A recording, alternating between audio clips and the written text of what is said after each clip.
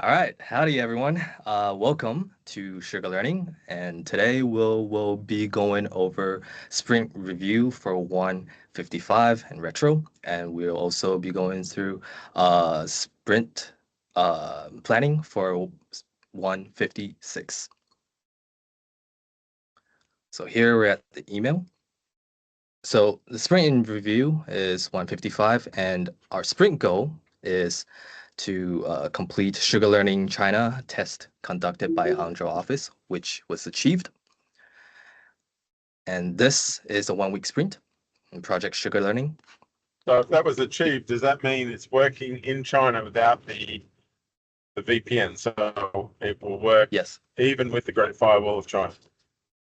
yes. We've conducted these tests with specifications saying that you should not use a VPN and you should test this also outside of the SSW Wi-Fi. Okay, is that using the same database that the West is using? Yes. No. No.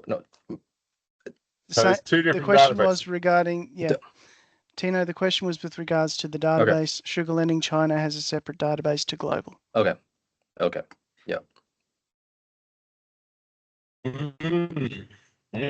that's definitely something that should be discussed, but I understand why you would do it, but I would have just definitely checked about that one anyway. Okay. Happy Because to move on. one of the things that you can do is you can share Sugar Learning items between tenants, essentially. So it sounds like we won't be able to, China will be sharing items with themselves, but not with the West. That is a big limitation, and I hadn't been thinking about that.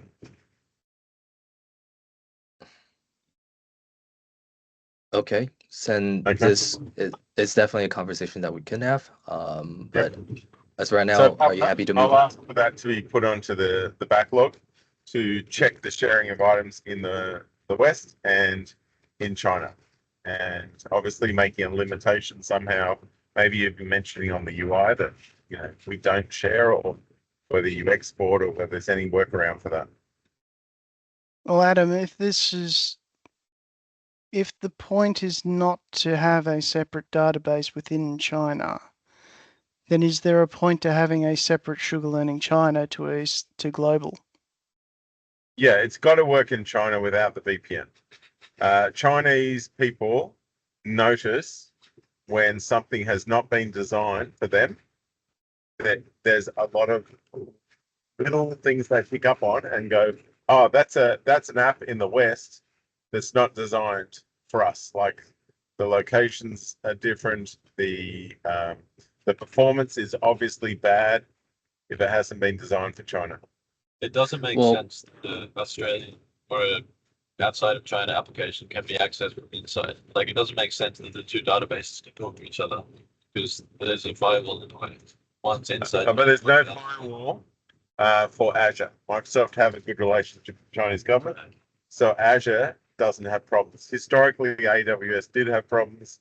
Google has a lot of problems with inside China, but not. So Azure's been pretty safe on that. Okay. And now, what are you using? Azure China, or are you using Ali Cloud? Azure China. Azure China. Okay. That's good. Yep. Okay. So Adam, happy to move on? Yes. Okay. So we're at attendees. So people in attendance, we have Nick, Baba, Tino, which is me. We have Adam and Brady. So we have a total of 82.5 hours build from Baba, me, and Nick. Happy to move on, Adam? Yes. Okay. So this is the sprint backlog. So for this one, we have completed the test conducted by Hangzhou office. We have fixed 2 bugs that were raised right after during the testing, which is very high priority. And we also cleaned up the old resources. So China version of SugarLearning is now live, and we also cleaned up the resources from the old Lucci branch. So, and we also went and did some experimental work on the user statistics, and as per your request, you were asking for some data on the usage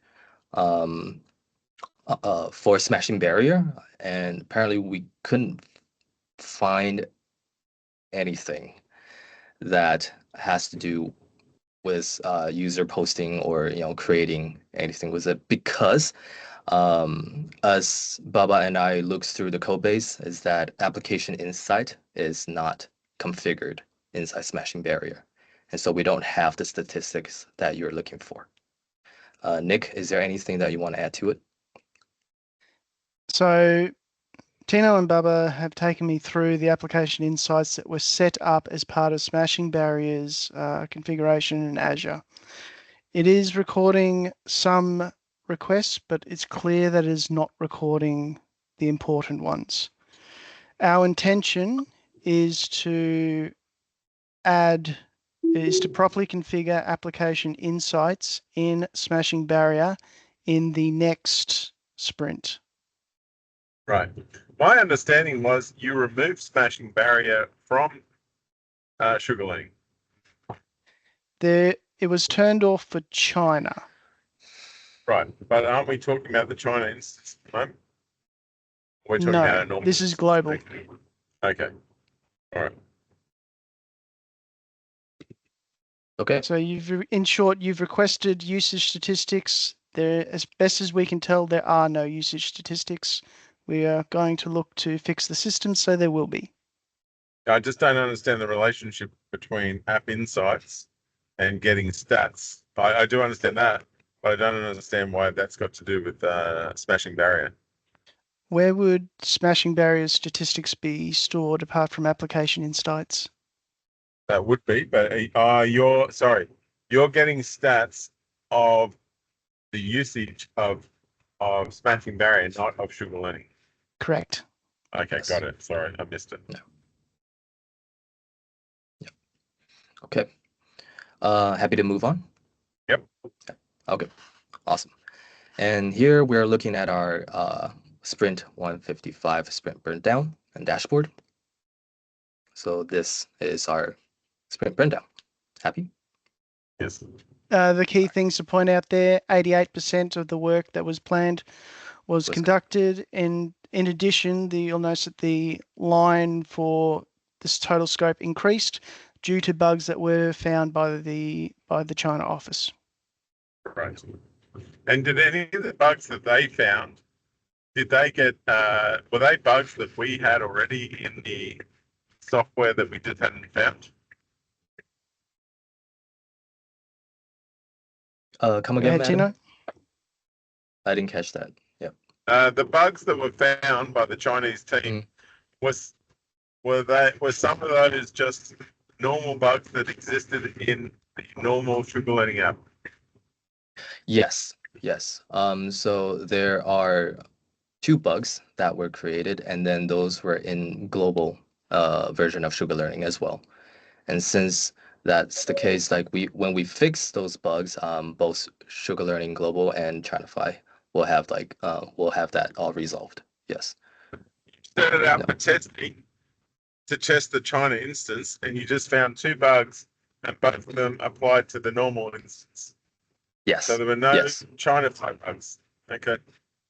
Tino, I just wanted to clarify. So from my recollection, the 2 bugs, one was the SSW identity redirect back, and that affects global.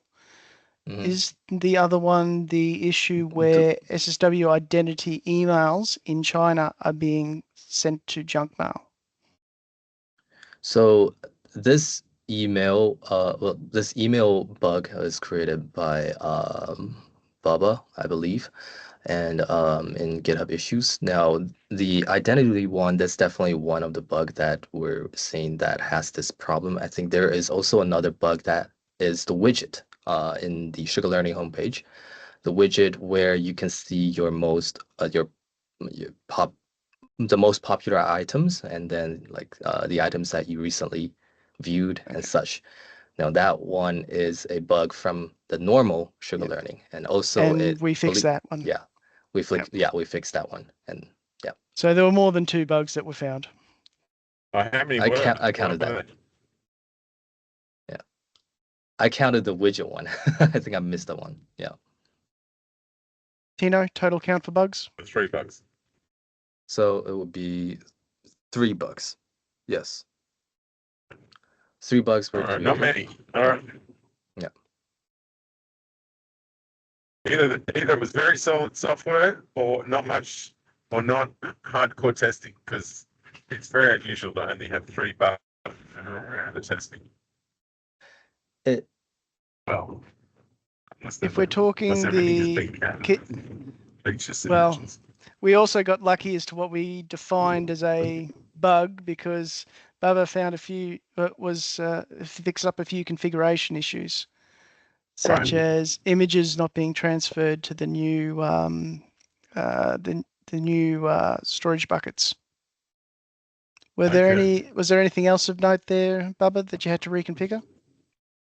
No, just I have migrated all uploaded images to new storage account on Azure China, and now they are accessible on SugarLearning China for all users.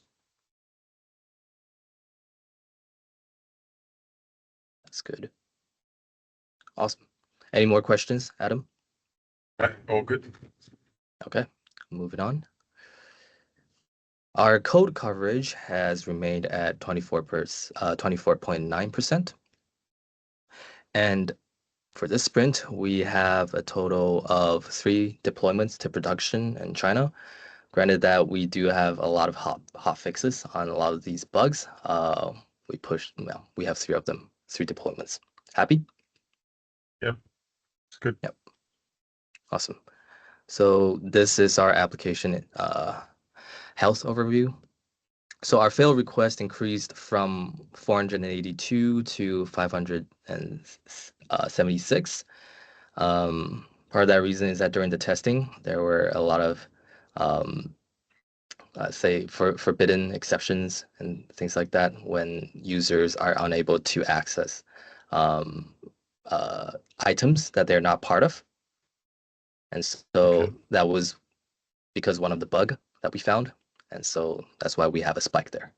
Yeah. But if an item is unaccessible, forbidden, I don't think that would raise an unhandled exception.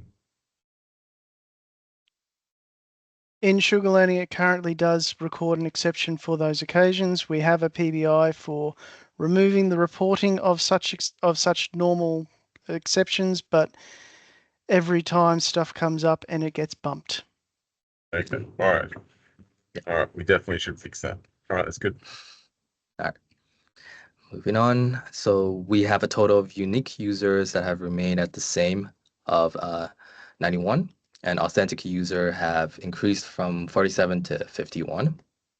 Now this is the normal SugarLearning, the global side, and we also have the China side. Is that we have 11 unique users and 10 authenticated users currently. Happy to move on, Adam? Yes. And the state of epics. Chinafy has sorry, just on that. Are they all users that were testing, or is the China office using a SugarLearning tenant in China? They use all these created users. It's for testing. Testing. Okay, great. Yep. Yes, I was going to get very worried if you told me the China office are using their own tenant. No, it's for testing. Yep. They all tested out the. Yeah, I'm impressed. I thought that you were just asking 2 or 3 people to test it. Yeah, so that's good. Yeah, we have the entire office conduct this testing. We're seeing these authenticated users because like registration is part of the testing that they had to go through. Okay. Yep. Okay. So our state of epics, so Chinafy epic has increased from 82% to 93%, and our EF core migration has remained the same at 45%. Right. All right. So here comes for R&D. Yes, we have conducted some experimental work. So Baba is now currently experimenting on Azure AI search for Chinese characters. It is part of something that part of the testing that we conducted and this is also an excellent out. opportunity for Baba to talk about what he's how he's done it. Yep. So Baba, you want to go ahead and talk about what your findings? Yes. Okay, so during the testing, we found out that searching is not working when search text length is more than 1 for Chinese characters. So it's because of currently it's adding wildcard to make searching like smarter for English search text, but it's not working for Chinese characters. So I'm currently implementing solution to solve this issue. I also experimented different approaches, such as I tried to use specific analyzer in Azure portal for SugarLearning China search, but it didn't work because for example, if China word contains 2 Chinese characters and we are searching using only 1 Chinese character, it will not return any result because we are using specific analyzer. It tries to find it expects from user exactly word, not keyword. So it's not ideal from user's perspective. So yeah, that's update. Good. Yep. So any questions, Adam? Are we good to move on? All good. All right, awesome. So for our sprint retrospective, this is what went well. The team decided that deletion of our old resources, that's what went well this week, and it's a huge win. And Tino, or me, states that we have a lot of dones, despite there are additional bugs that have been pulled in the sprint. And for what didn't go so well, Baba said that he found that there's unexpected problems with Chinese character search. And the improvements that will be made for the next sprint is that Baba will continue with the investigation on the AI search functionality. Happy, Adam? Yes. Yep. Okay. So this concludes our sprint review. Now let's go on to our sprint 156 planning. All right. So the attendees, we have Nick, Baba, Tino, Adam, and Brady.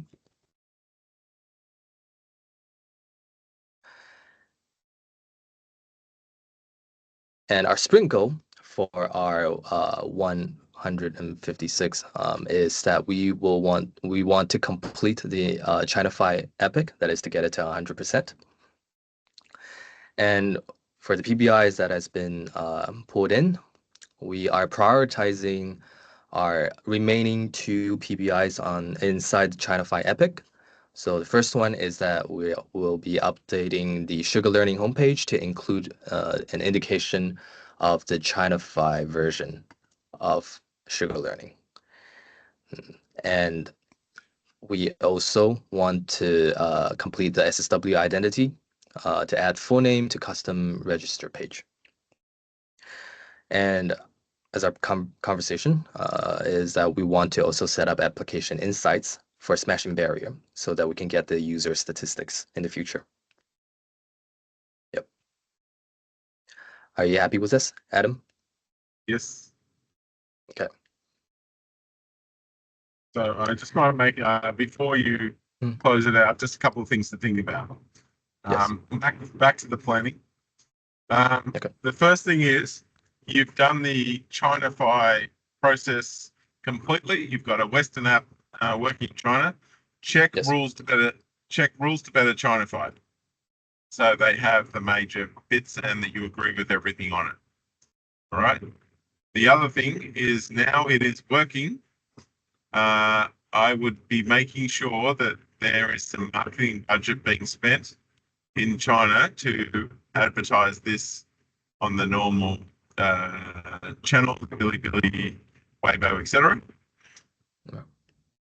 The next thing that I would be thinking about is let's make sure that we understand the sharing of items inside China between China tenants and the West, and how you would ever get an item shared across. You can say none, or you could say, you can export to a CSV and import. There might be some systems that you would use, but hopefully you'd expose an API that people could do it themselves if you're not going to do it for them. Got it? Okay. Yeah. I've already listed it out. Yep. Yeah, so they're just 3 things to think about as well. Good call. All right. Thank you, Adam. Happy to move on with this. Yes. Once you've got those rules to better Chinify, you will want to be doing the same thing with Tina.io, where you are checking that Tina CMS works without a VPN, or we document the limitations. As far as I understand, it works fine as a developer with the VPN, which I think is reasonable. All developers I know in China have VPNs. And the end users, they have a site that works without any Google plugins or anything that stops it working with the VPN. So as long as the output doesn't require a VPN, I think that feels fairly China-fied. But I would just be making sure there's a page on the Tina documentation that mentions running Tina in China. Kristen's going to do a video. Yep. So you can speak to Kristen about that, Bubba, to make sure that's done. Okay. But same on ours. Like SugarLearning should have a page about how it works nicely in China. Okay. All right. Adam, happy to move on. Yeah. All right. Awesome. Okay. So this concludes our sprint review, retro, and planning. The video will be uploaded to this YouTube channel, and I'll see you guys next week. Yeah. Thanks, Tina. Yep.